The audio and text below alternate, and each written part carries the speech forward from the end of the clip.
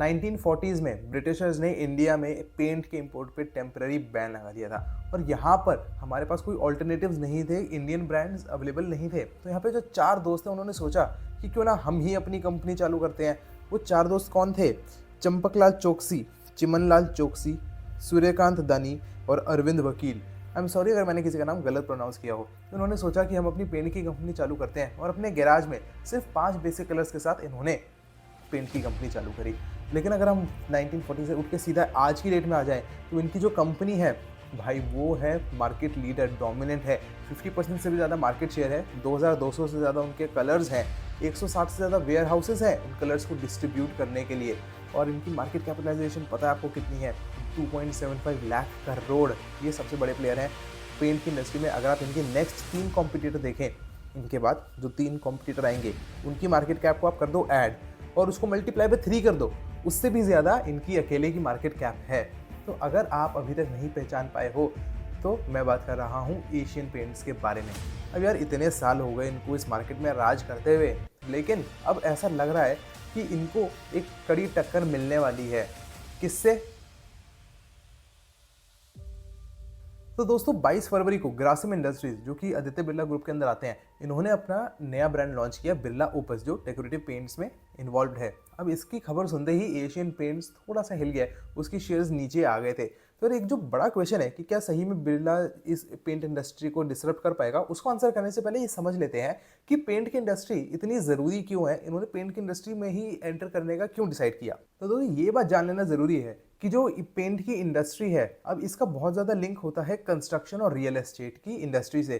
तो जितने ज़्यादा नए नए घर बनते रहेंगे पेंट की उतनी ज़्यादा ज़रूरत पड़ती रहेगी। अब इसमें यह है कि जैसे जैसे पिछले कुछ टाइम में हमने देखा ये कि रियल एस्टेट वगैरह की इंडस्ट्री काफ़ी ऊपर जा रही है, अगले कुछ सालों में भी इसको 30% ग्रो करने की संभावना है। तो इसका मतलब पेंट की इंडस्ट्री तो ग्रो करेगी, हमें पेंट की ज़रूरत पड़ती रहेगी। लेकिन यार असल बात यह है कि पेंट के लिए ना आपको नए घर बनाने की भी ज़रूरत नहीं है। अब जो पुराने घर हैं उसमें दोबारा पेंट होएगा, ठीक है, उनका रेनोवेशन होएगा, उसमें भी तो पेंट की ज़रूरत पड़ती है। इंडिया में जो रीपेंटिंग की साइकिल है ना वो कंप्रेस हो गई है। पहले लोग हर 7 साल में एक बार पेंट कराते थे, लेकिन अब जो है वो ये साइकिल 3 से 5 साल की हो गई है, यानी हर 3-5 साल में लोग अपने घर को दोबारा पेंट करवाते हैं। अब जब ये साइकिल छोटी हो जाएगी यानी और फ्रीक्वेंटली लोग पेंट कराएंगे, सो डेफिनेटली यहाँ पे पेंट की नीड तो बढ़ती जाएगी, पेंट की डिमांड बढ़ती ही जाएगी।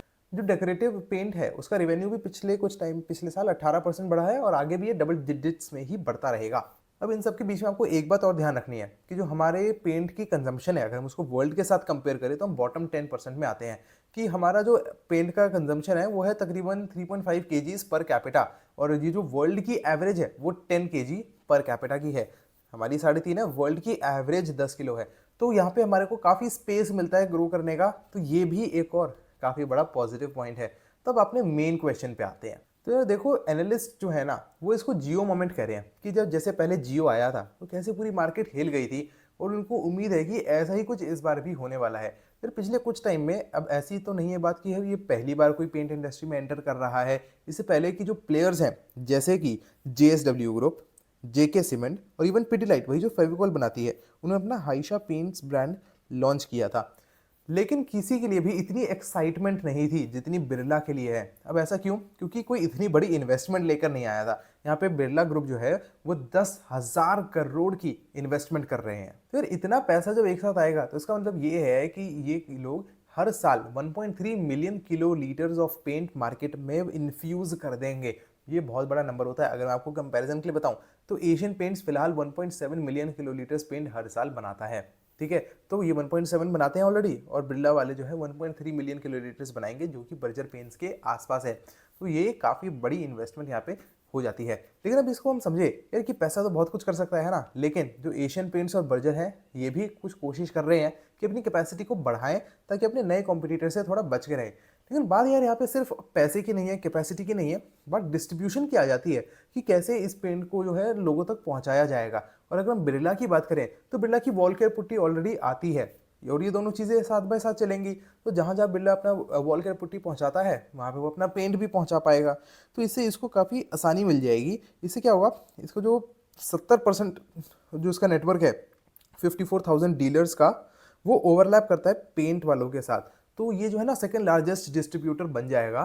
तो उसको ये भी काफ़ी अच्छा प्लस पॉइंट है तो पेंट अपने काफ़ी डीलर्स तक पहुंचा सकता है यार। लेकिन देखो जो पेंट इंडस्ट्री है इसमें इनका एक बहुत बड़ा चैलेंज ये भी रहता है कि लोगों को एग्जैक्टली वही कलर ऑफर करना जो वो चाहते हैं। तो अब इस प्रॉब्लम को ना एशियन पेंट्स ने बहुत अच्छे से सॉल्व किया था।